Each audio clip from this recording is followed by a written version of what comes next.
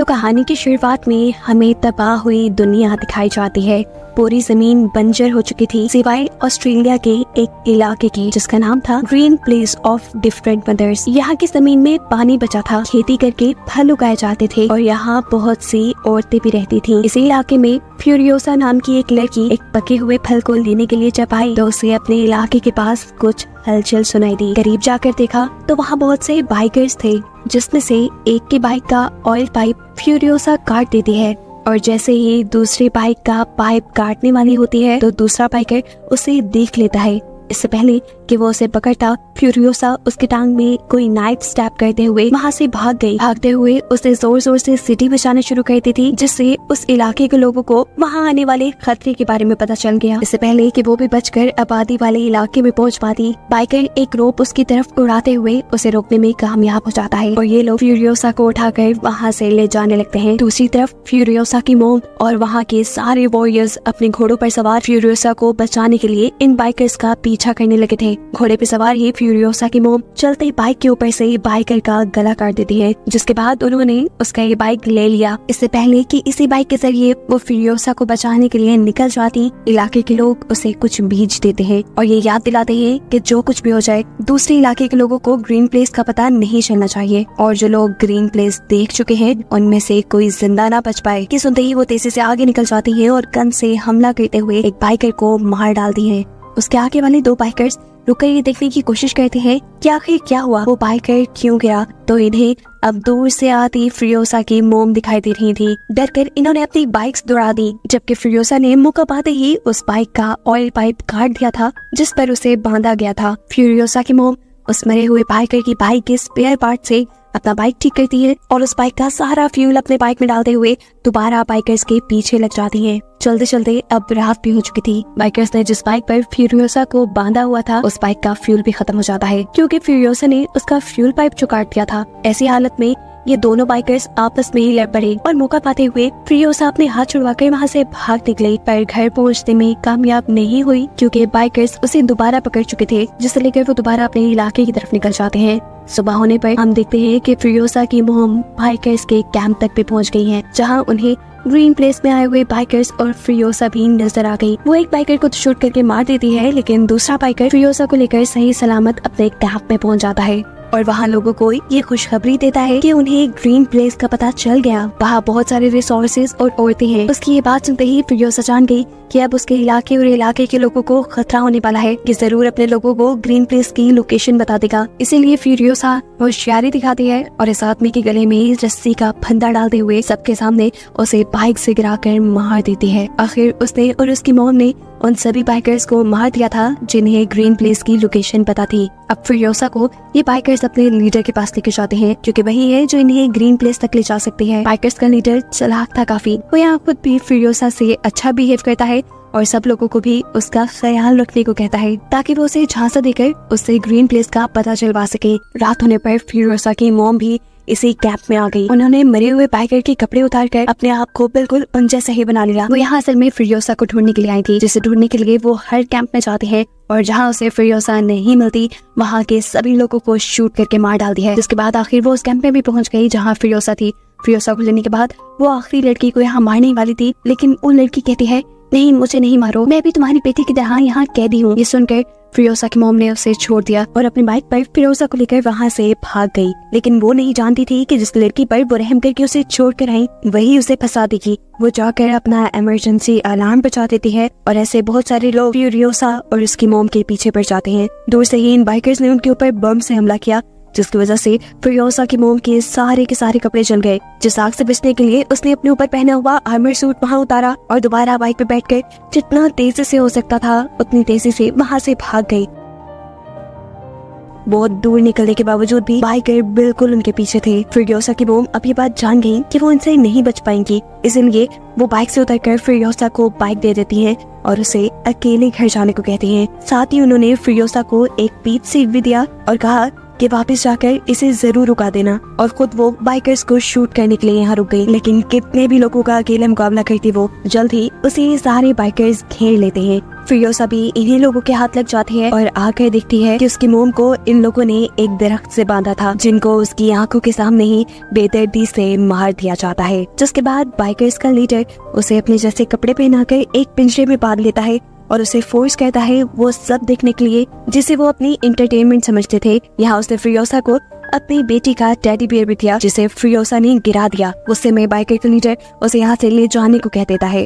उसके साथ एक बूढ़ा आदमी भी जा रहा था, जो फिरोसा को कहता है अगर तुम मुझसे लिखना पढ़ना सीख लो तो तुम हमारे लीडर के लिए एक काम का बंदा बन जाओगी, ऐसे वो तुम्हें टॉर्चर नहीं करेंगे। लेकिन फिरोसा किसी की सुनने वाली नहीं थी। वो चुपके से अपने हाथ के ऊपर टैटू बनाती है, इस जगह से ग्रीन प्लेस तक का, क्योंकि उसे उम्मीद थी वो एक न एक दिन ग्रीन प्लेस वापस जरूर जाएगी। और उसे ये भी डर था कि कहीं उस वक्त तक वो रास्ता भूल गई तो, इसीलिए उसने पूरा रास्ता, पूरा मैप अपने बाजू पे ही बना डाला। खैर वक्त गुजरता है और हम देखते हैं कि एक दिन ये सभी बाइकर्स कहीं जा रहे थे तो दूर उन्हें एक लाल धुआं उड़ता दिखाई देता है। उन्हें पता चला कि वहाँ लोग रह रहे होंगे। ये लोग उस धुएं का पीछा करते हुए वहाँ पहुँचे तो वहाँ उन्हें एक वॉर बॉय मिला, जो उन्हें यहाँ के सिटाडेल यानी यहाँ के किले तक ले गया। किले में इमोर्टल जॉय की हुकूमत चलती थी। उसके पास पानी था, वो यहाँ खाना उगाता था और यही खाना वो अपने सोल्जर्स को दिया करता था। उसने अपने सोल्जर्स को ऐसा गाइड किया हुआ था कि वो उसके लिए मरने को भी तैयार थे। ये बाइकर्स जिनके पास रिसोर्सेज की कमी थी, वो इमोर्टल जॉय से कहते हैं कि अगर तुमने हमारे साथ कोऑपरेट ना किया और हमें चीजें ना दी तो हम तुम्हारे साथ जंग कर लेंगे। लीडर की ये बात सुनकर उसका मजाक उड़ाने वाले अंदाज में इमोर्टल जॉय अपने एक वॉर बॉय को मरने को कहता है और बाइकर्स के लीडर को ये प्रूव कर देता है कि तुम लोग चाहे जितने भी ताकतवर हो, मेरी फौज के आगे कुछ भी नहीं, ये सब मेरे लिए मर मिटने को तैयार है। उसकी बात अभी पूरी ही हुई थी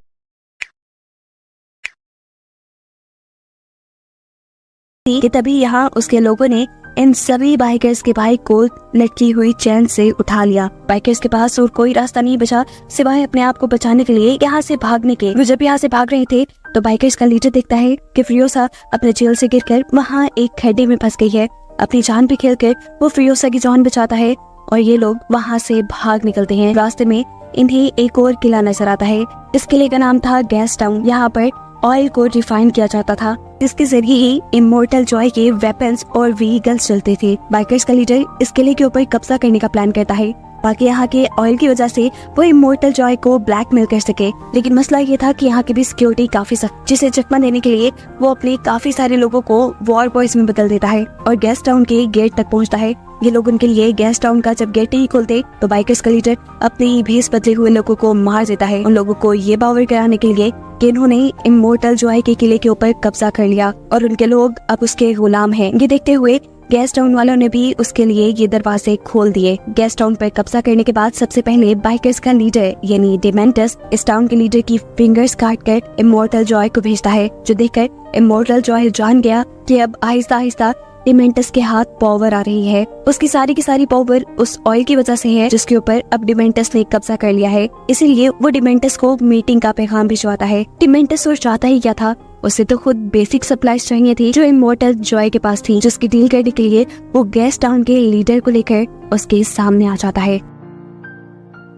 गैस टाउन का लीडर इमोर्टल जॉय का भाई था और काफी बीमार भी। उसके बॉडी के कई फंक्शंस उसके जिस्म पे लगी मशीन्स के जरिए होते थे। डिमेंटस इमोर्टल जॉय को ब्लैकमेल करने के लिए उसके भाई को इसी मशीन के जरिए पहले टॉर्चर करता है और फिर जान से ही मार डालता है। जिसके बाद उसने इमोर्टल जॉय से कहा, मैंने पूरे गैस टाउन के अंदर बॉम्ब लगा दिए हैं, जिन बॉम्ब्स को एक्टिवेट या डिसेबल करने का तरीका सिर्फ मुझे ही पता है। अगर तो तुम अपने गैस टाउन को बचाना चाहते हो तो सीधी तरह मुझे गैस टाउन का लीडर बना दो, नहीं तो तुम्हारे हाथ तुम्हारा गैस टाउन भी नहीं रहेगा। वो जब ये बात कर रहा था तो इमोर्टल जॉय की नजर फिरोसा पे थी। इमोर्टल जॉय कहता है, ठीक है, मैं गैस टाउन तुम्हारे नाम कर दूंगा, पर इसके बदले मुझे तुम्हारी बेटी और एक बाइकर चाहिए। फिरोसा इमोर्टल जॉय की बात करते हुए कहती है, मैं इसकी बेटी नहीं हूँ, इन्होंने मेरी मॉम को मारकर मुझे किडनैप किया है। फिरोसा की इस बात से डिमेंटस को भी गुस्सा आ गया। वो उसके हाथ से अपनी बेटी का टॉय ले लेता है और उसे इमोर्टल जॉय के हवाले करके यहाँ से चला जाता है। फिरोसा को अब ऐसी जगह ले जाया गया जहाँ पर इमोर्टल जॉय की बहुत सी बीवियां रहती थी। फिरोसा भी अब इनकी तरह ही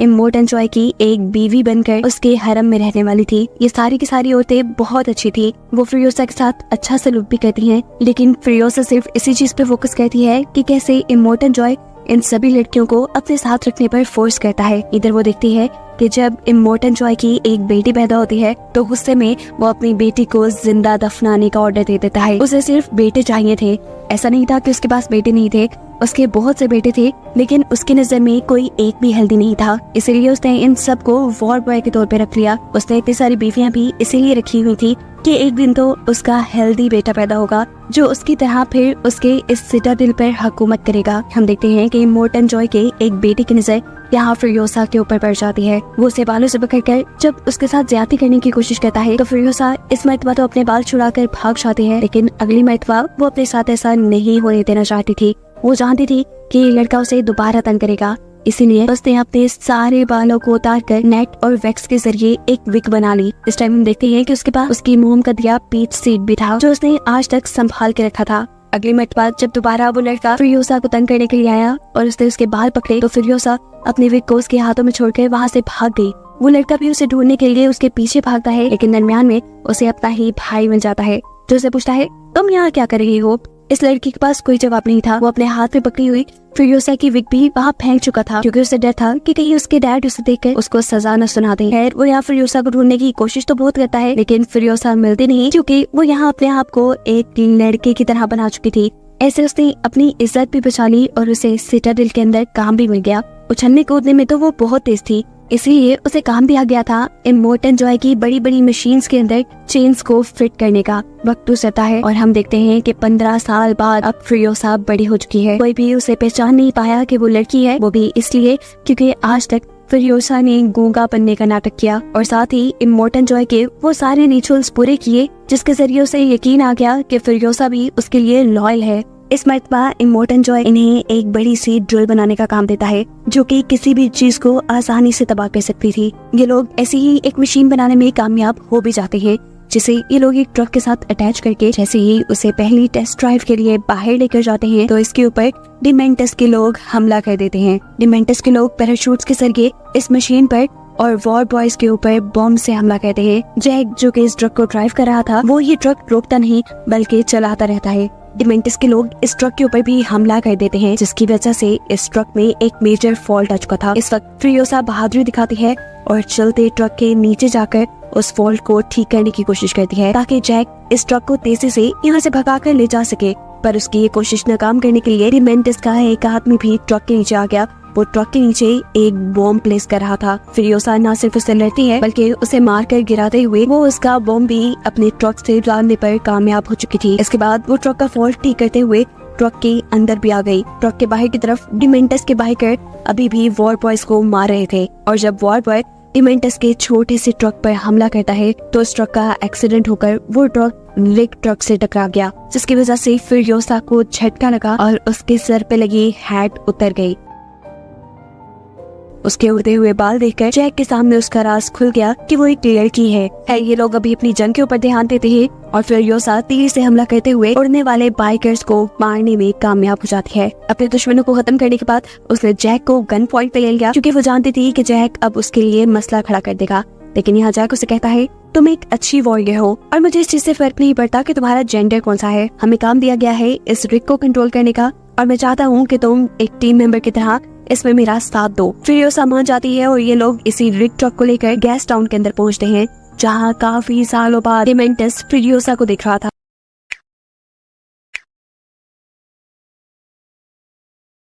लेकिन अब वो काफी बड़ी हो चुकी थी इसीलिए डिमेंटस ने उसे पहचाना नहीं। पता चलता है कि डिमेंटस के पास ऑयल की सप्लाईज खत्म हो गई हैं, जिसके बदले में वो दूसरी सप्लाईज इमोर्टन जॉय से लेता था। वो यहाँ जैक से कहता है कि मेरी किसी तरह इमोर्टन जॉय से मीटिंग करवा दो। जैक मान जाता है लेकिन वो बिना ऑयल इन्हें कोई सप्लाई देने को तैयार नहीं था, इसीलिए ये सारे बाइकर्स उनके ऊपर हमला कर देते हैं और सारा फूड चुराने लग जाते हैं, जिसे बचाने के लिए फ्यूरियोसा अपना ट्रक लेकर यहाँ से बाहर निकल जाती है और जैक उन लोगों को मारने लग जाता है जो उनके ट्रक के पास आने की कोशिश कर रहे थे। खैर ये लोग अब बचते बचाते वापस अपने सिटाडेल में पहुंच जाते हैं और इमोर्टन जॉय को डिमेंटस से मिलने का पैगाम दे देते हैं। इस सारी लड़ाई में फ्यूरियोसा को एक तीर भी लग चुका था। जैक उस तीर को उसके कंधे से बाहर निकालता है और फिर उसे स्टिचेस लगाता है। बातों ही बातों में ये लोग बहुत करीब आ गए। जैक ने उससे पूछा कि तुम्हारे पेरेंट्स की कैसे डेथ हुई थी। फ्यूरियोसा ने बताया कि उसे ये बाइकर्स ही किडनैप करके यहाँ छोड़ गए थे। फ्यूरियोसा यहाँ पर उसे वो पीच सीट भी दिखाती है जो उसकी मोम ने उसे दिया था, जिसके बाद